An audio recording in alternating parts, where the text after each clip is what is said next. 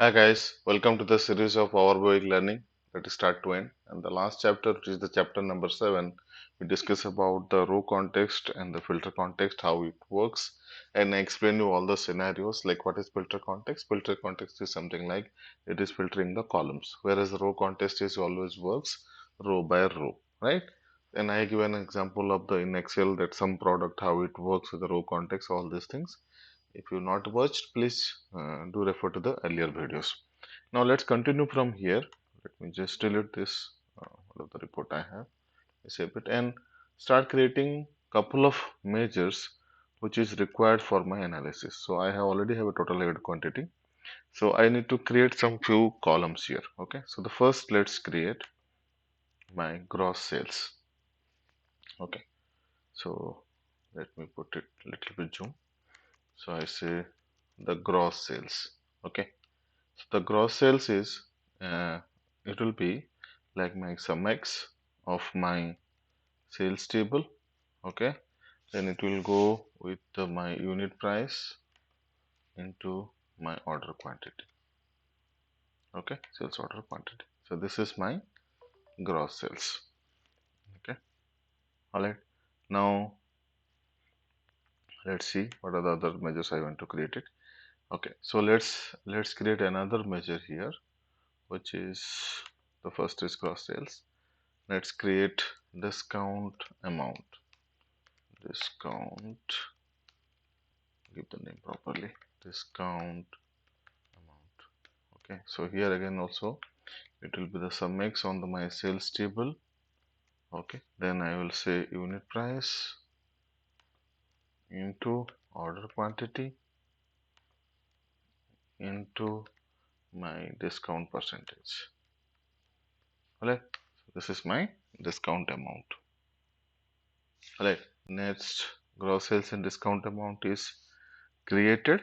Okay, so I will say like can calculate my net sales. So I say net sales equals to my gross sales minus my discount amount. Okay, this is for my net sales amount. All right, I'll put it all the description of the measures which you want to create it with all the formulas. Okay, don't worry. So I need to create another measure which is nothing but my gross margin. So gross sales you already done the gross margin. So for the gross margin and before to the gross margin I want to create one more column, that is my cost of sales. Okay, the cost of sales is again it will be my sum x, right, and it will be the sales table along with that. So it will be my standard cost or cost, some column should be there, yeah. So my standard cost into order quantity. Okay, this is my cost of sales. All right, okay, now I need to create the gross margin. I need to say gross margin. Okay, so it will be my net sales minus cost of sales. This is my gross margin. Okay, then finally I want to calculate the measure here. I want to calculate my gross margin percentage. Gross margin percentage. It will be my divide function I need to use. This is called my gross margin. Okay, gross margin divided by my net sales. This is my gross margin percentage, which will be the percentage value. Okay, fine. And the last column which I want to create here is that discount percentage. I already have a column for discount percentage in my model, but I want to create a separate entity for the discount percentage as a measure. So it will be my divide, then discount amount, which is a discount amount here, and gross sales. Gross sales. So this is my discount percentage now. Okay, now once your uh, the required measures are ready. Okay, we can and some other measures also we can get, so that there is a total order quantity we create.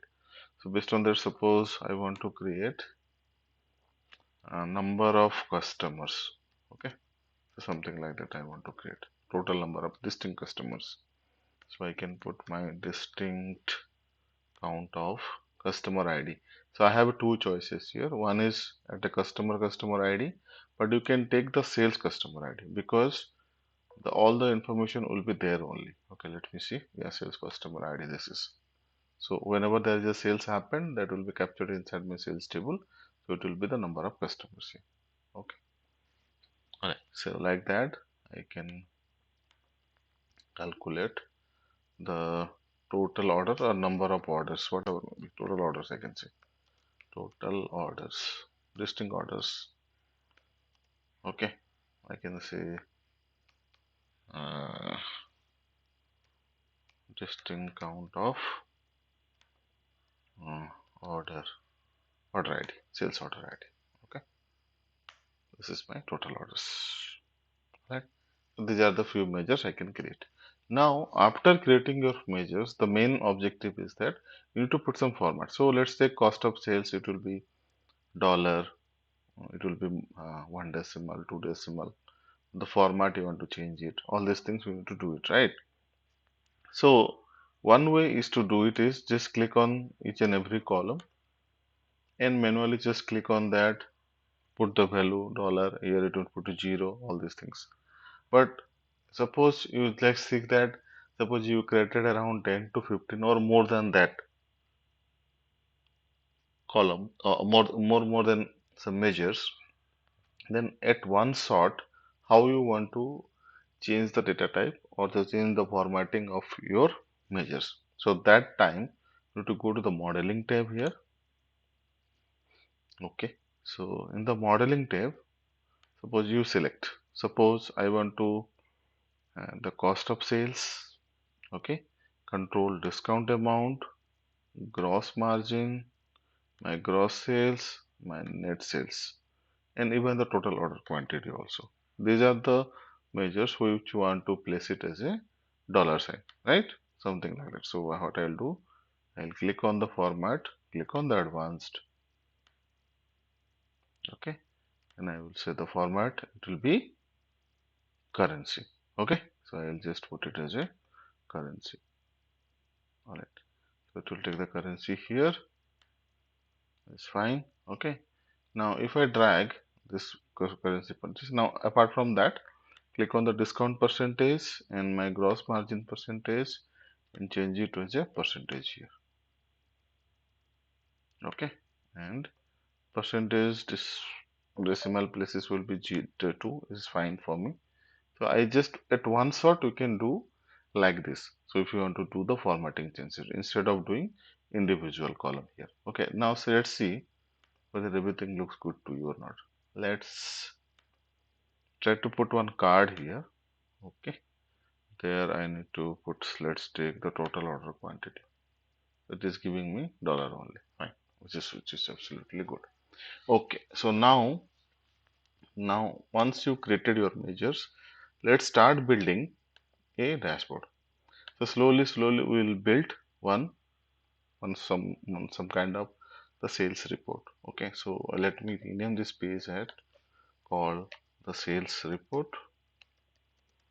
So I will first explain you all the possible formatting options, how to create the KPIs and how to build the visualization, and on the visualization what are the options you have. All these things first I will mention there, then slowly we will move into the topic.